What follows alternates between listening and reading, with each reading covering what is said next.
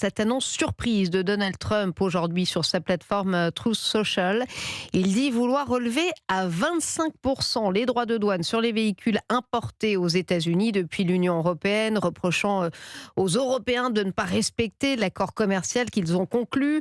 Le président américain qui se dit ravi d'annoncer cette nouvelle mesure de défiance à l'égard de l'un de ses principaux partenaires. Pas sûr que ces derniers partagent sa joie. Alors peut-être de quoi leur remonter le moral avec cette tendance qui s'accélère en pleine crise pétrolière. Les ventes de voitures électriques ont bondi de 48% sur les 4 premiers mois de l'année. Plus d'une voiture neuve sur 4 est désormais 100% électrique.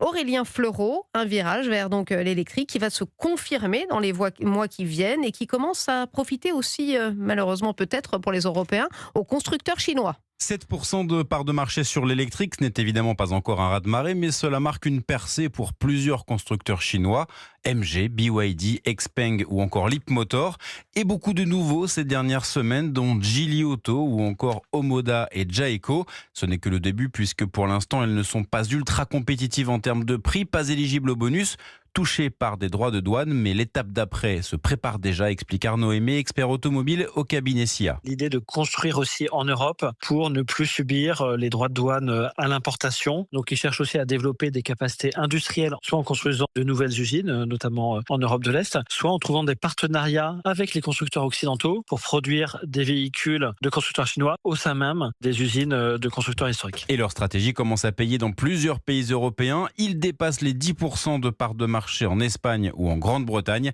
Selon le cabinet Innovev, leur capacité de production annuelle aura été multipliée par 10 en 2030, soit près de 700 000 voitures chinoises made in Europe. Ça fait beaucoup. Aurélien Fleureau pour Europe 1.